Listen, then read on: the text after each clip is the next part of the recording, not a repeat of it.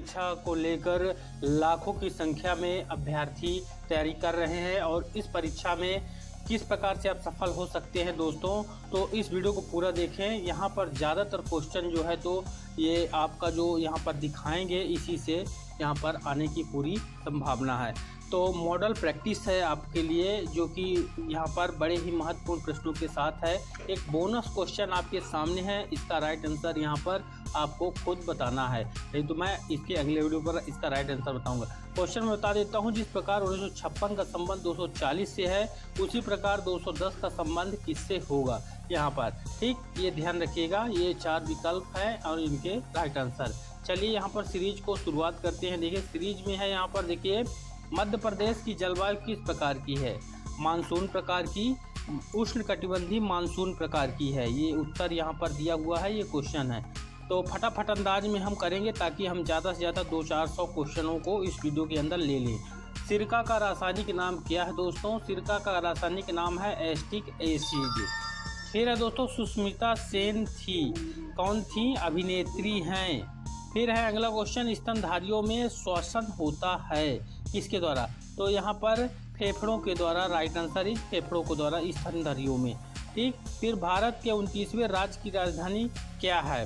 तो right answer हो जाएगा 29वें राज्य की राजधानी हैदराबाद है।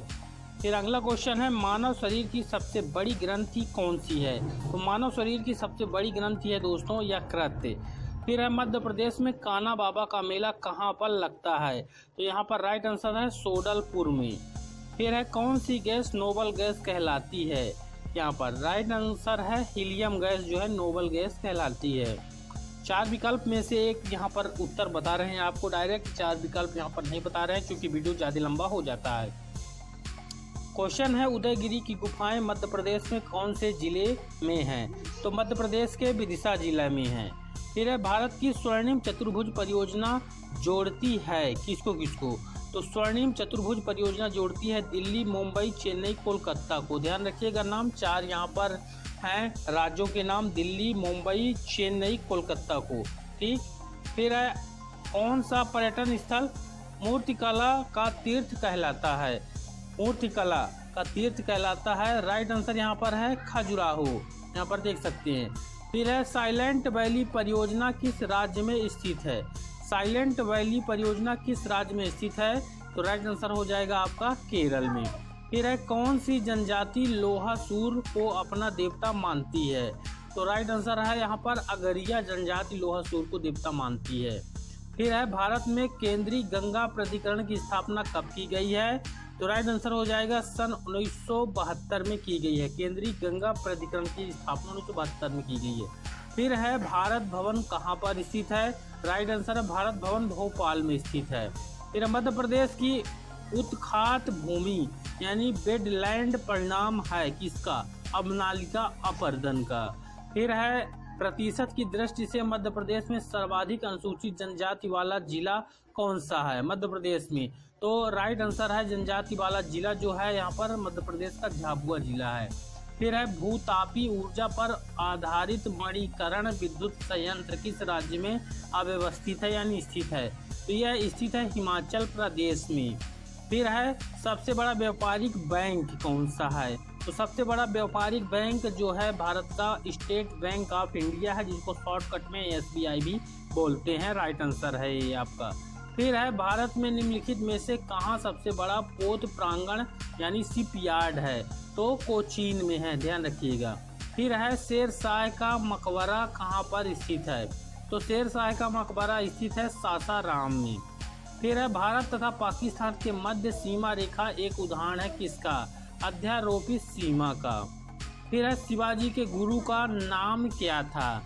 शिवाजी के गुरु का नाम था रामदास, गुरु रामदास। फिर है भारत में नीली क्रांति किससे संबंधित है? तो भारत में नीली क्रांति मत्स्य पालन से संबंधित है, यानी मछली पालन से संबंधित है। फिर है हम भारत के लोक शब्दों का प्रयोग संविधान में कहाँ किया गया है? तो हम भारत के लोक शब्दों का प्रयोग संविधान की प्रस्तावना में किया गया है। तो यहाँ पर ये देख सकते हैं ज़्यादा से ज़्यादा क्वेश्चन करवा रहे हैं आपको। एक बोनस क्वेश्चन दे देते हैं। बोनस क्वेश्चन में है मध्य प्रदेश में मैंगनीज उत्पादित करने वाला निम्नलिखित में से कौन सा क्षेत्र है? मैग्नीज उत्पादित करने वाला कौन सा क्षेत्र है? छिंदवाड़ा, जबलपुर, पन्ना, रीवा। तो यहाँ पर राइट आंसर आपको कमेंट में कमेंट करके बताना है। चलिए अगला क्वेश्चन आपको बताते हैं। यहाँ पर भारत के किस द्वीप का उद्गम ज्वालामुखी है? बैरन का। संविधान का संरक्षक किसे कहा गया है? सर्वोच्च न्यायालय का यानी सुप्रीम कोर्ट को। किन दो पर्वतों के मध्य कश्मीर घाटी स्थित है?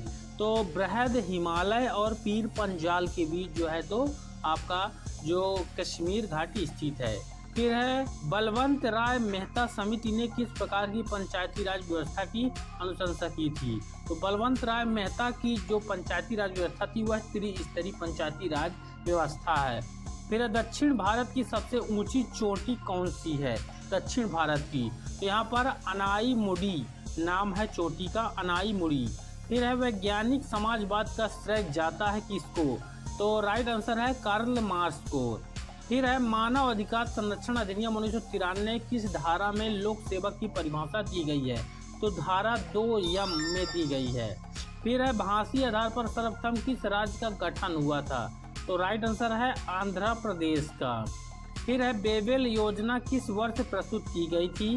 राइट आंसर है 1945 में। फिर है निकोलो कोंटी कौन था? निकोलो कोंटी इटली का एक यात्री जिसने विजयनगर साम्राज्य की स्थापना की है। फिर है फुटबॉल को ओलंपिक खेलों में कब शामिल किया गया है? राइट आंसर है 1900 में शामिल किया गया, सन 1900 में पेरिस में ओलंपिक खेल में। फिर है क्रिकेट का मक्का किस मैदान को कहा जाता है? राइट आंसर है लॉर्ड्स।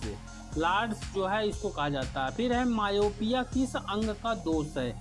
मायोपिया एक बीमारी है जो कि किस अंग में होती है? तो है मनुष्य या फिर अन्य के नेत्र में होती है, आंखों पर होती है मायोपिया।